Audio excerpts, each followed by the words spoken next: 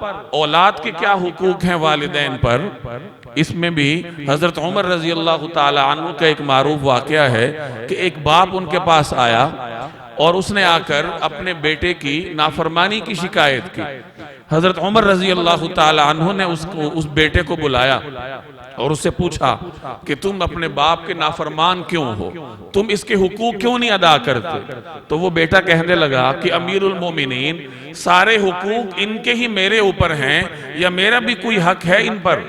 یعنی شریعت نے صرف والدین کے حقوق ہی اولاد پر عائد کیے ہیں یا اولاد کا بھی کوئی حق ہے والدین پہ؟ تو حضرت عمر نے فرمایا تمہارے بھی حقوق ہیں اس کے اوپر، اولاد کے بھی حقوق ہوتے ہیں والدین پر۔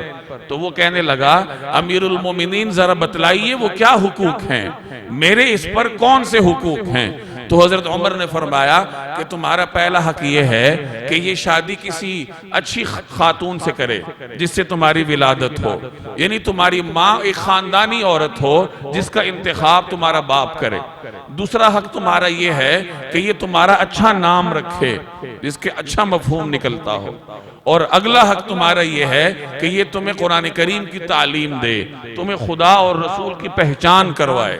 تو وہ بیٹا کہنے لگا کہ امیر المومنین اس آدمی نے یعنی اس میرے والد نے ان تینوں حقوق میں سے کوئی حق میرا ادا نہیں کیا۔ اس نے میرے لیے کسی اچھی والدہ کا انتخاب نہیں کیا بلکہ 400 درہم کی ایک باندی خرید کے لے آیا اور اس کے ساتھ اس نے عقد کیا جس سے میری ولادت ہوئی۔ تو اس نے میرا پہلا حق یوں پامال کیا، اور پھر اس نے میرا کوئی اچھا نام نہیں رکھا۔ جو نام رکھا ہے اس نے میرے نام کا مطلب ہے گندی نالی کا کیڑا، تو یہاں بھی اس نے میرا حق پامال کیا ہے۔ اور جہاں تک تیسرے حق کا تعلق ہے تو اس نے مجھے کتاب اللہ کی ایک آیت بھی نہیں سکھائی۔